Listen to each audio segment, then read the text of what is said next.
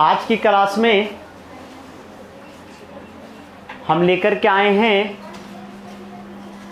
IST और GMT यानी भारतीय मानक समय और ग्रीनविच मानक समय से रिलेटेड एवं भारत के कितने राज्यों से होकर कर्क रेखा गुजरती है, तो ये इम्पोर्टेंट प्रश्न लेकर के आए हैं। तो ध्यान से देखेंगे।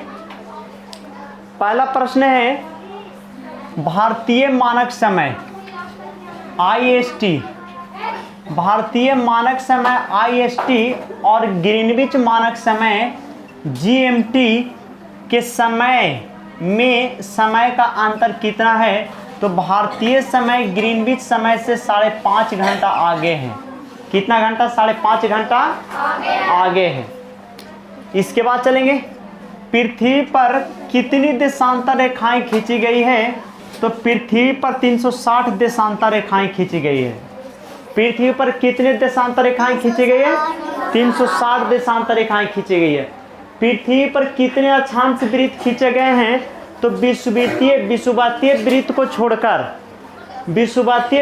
छोड़कर पृथ्वी पर 180 अक्षांश वृत्त खींचे गए हैं, विषुवतीय वृत्त को छोड़कर। आगे कि 0 डिग्री देशांतर रेखा क्या है? 0 डिग्री देशांतर रेखा क्या है? तो इंग्लैंड के ग्रीनविच स्थान से गुजरने वाली रेखा को 0 डिग्री देशांतर रेखा या ग्रीनविच रेखा कहा जाता है। कहाँ से गुजरने वाली? इंग्लैंड से। इंग्लैंड के ग्रीनविच स्थानीय से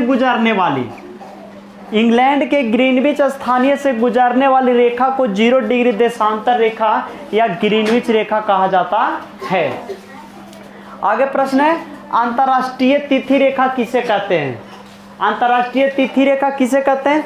तो ग्रीनविच की दूसरी ओर 180 डिग्री देशांतर को, ग्रीनविच की दूसरी ओर 180 डिग्री देशांतर को अंतर्राष्ट्रीय तिथि रेखा कहा जाता है। अंतर्राष्ट्रीय तिथि रेखा कहा जाता है। कर्क रेखा क्या है? कर्क रेखा किसे कहते हैं? तो उत्तरी गोलार्ध में 23.5 डिग्री नॉर्थ, उत्तरी गोलार्ध में 23.5 डिग्री नॉर्थ के दोनों बिंदुओं को मिलाने वाली रेखा को, उत्तरी गोलार्ध में 23.5 डिग्री नॉर्थ के दोनों बिंदुओं को मिलाने वाली रेखा को कर्क रेखा कहा जाता है। क्या कहते हैं? कर्क रेखा कहते हैं। मकर रेखा क्या है? तो दक्षिणी गोलार्ध में 23.5 डिग्री साउथ के दोनों बिंदुओं को मिलाने वाली रेखा को मकर रेखा कहा जाता है। क्या कहते हैं? मकर रेखा। दक्षिणी गोलार्ध में 23.5 डिग्री साउथ के दोनों बिंदुओं को मिलाने वाली रेखा को मकर रेखा कहा जाता है। अब चलते हैं, आर्कटिक रेखा क्या है? आर्कटिक रेखा तो उत्तरी गोलार्ध में 66.5 डिग्री नॉर्थ के, उत्तरी गोलार्ध में 66.5 डिग्री नॉर्थ के दोनों बिंदुओं को मिलाने वाली रेखा आर्कटिक रेखा कहलाती है। क्या कहलाती है? आर्कटिक रेखा। अंटार्कटिक रेखा क्या है? तो अंटार्कटिक रेखा उत्तरी गोलार्ध में 66.5 डिग्री साउथ, उत्तरी गोलार्ध में 66.5 डिग्री साउथ के दोनों बिंदुओं को मिलाने वाली रेखा आर्कटिक रेखा कहलाती है। दोनों बिंदुओं को मिलाने वाली रेखा आर्कटिक रेखा कहलाती है। भारत पृथ्वी के किस गोलार्ध में स्थित है? उत्तरी गोलार्ध में। भारत पृथ्वी के किस गोलार्ध में स्थित है? उत्तरी गोलार्ध में। कर्क रेखा भारत के कितने राज्यों से होकर गुजरती है?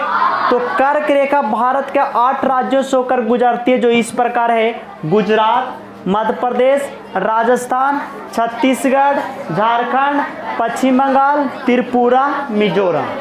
यह 8 राज्यों से होकर कर्क रेखा, भारत के 8 राज्यों से होकर कर्क रेखा गुजरती है।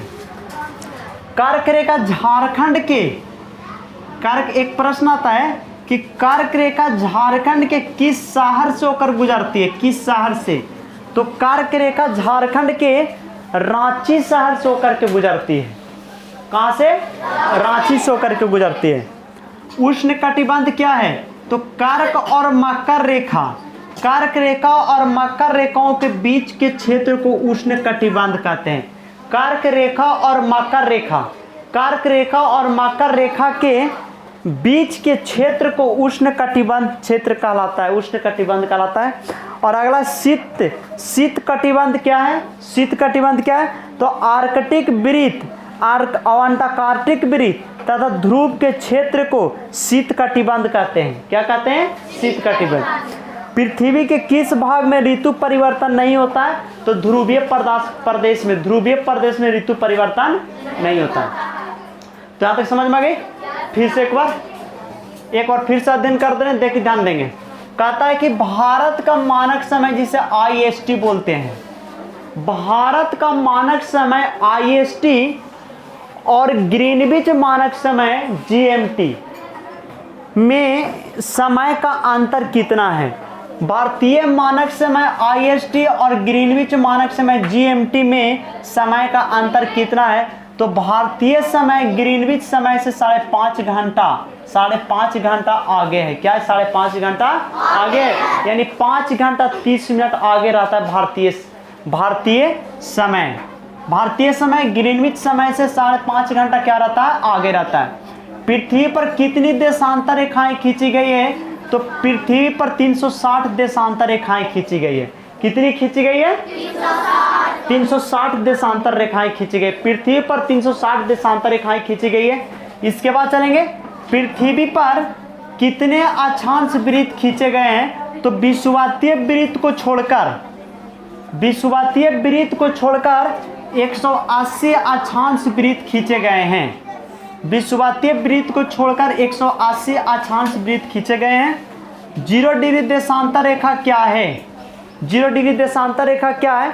तो इंग्लैंड के ग्रीनविच स्थान से गुजरने वाली, इंग्लैंड के ग्रीनविच स्थान से गुजरने वाली, ध्यान देना, इंग्लैंड के ग्रीनविच स्थान से गुजरने वाली रेखा को 0 डिग्री देशांतर रेखा या ग्रीनविच रेखा कहा जाता है। इसके बाद है अंतर्राष्ट्रीय तिथि रेखा किसे कहते हैं?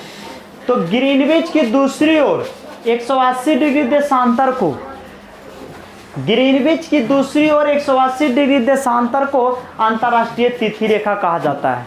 क्या कहते हैं? अंतर्राष्ट्रीय तिथि रेखा कहा जाता है।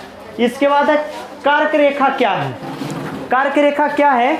तो ध्यान देंगे, उत्तरी गोलार्ध में 23.5 डिग्री नॉर्थ, 23.5 डिग्री नॉर्थ के दोनों बिंदुओं को मिलाने वाली रेखा को, दोनों बिंदुओं को मिलाने वाली रेखा को कर्क रेखा कहा जाता है। दोनों बिंदुओं को मिलाने वाली रेखा को कर्क रेखा कहा जाता है। मकर रेखा क्या है? तो दक्षिणी गोलार्ध में 23.5 डिग्री साउथ, दक्षिणी गोलार्ध में 23.5 डिग्री साउथ के दोनों बिंदुओं को मिलाने वाली रेखा को क्या कहते हैं? मकर रेखा कहते हैं। क्या कहते हैं? मकर रेखा। आर्कटिक रेखा क्या है? आर्कटिक रेखा क्या है? तो उत्तरी गोलार्ध में 66.5 डिग्री नॉर्थ, उत्तरी गोलार्ध में 66.5 डिग्री नॉर्थ के दोनों बिंदुओं को मिलाने वाली रेखा आर्कटिक रेखा कहलाती है। क्या कहलाती है? आर्कटिक रेखा कहलाती है। अंटार्कटिक रेखा क्या है? तो उत्तरी गोलार्ध में 66.5 डिग्री साउथ, उत्तरी गोलार्ध में 66.5 डिग्री साउथ के दोनों बिंदुओं को मिलाने वाली रेखा आर्कटिक रेखा कहलाती है। इसके बाद है भारत पृथ्वी के किस गोलार्ध में स्थित है? तो भारत पृथ्वी के उत्तरी गोलार्ध में स्थित है। कर्क रेखा भारत के कितने राज्यों से होकर गुजरती है?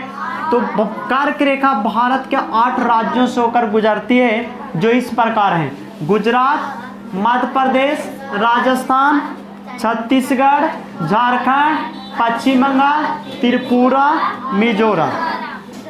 आगे चलेंगे, कर्क रेखा झारखंड के किस शहर से होकर गुजरती है? तो रांची से होकर के गुजरती है, झारखंड के रांची से होकर के गुजरती है। इसके बाद उष्ण कटिबंध क्या है? उष्ण कटिबंध क्या है?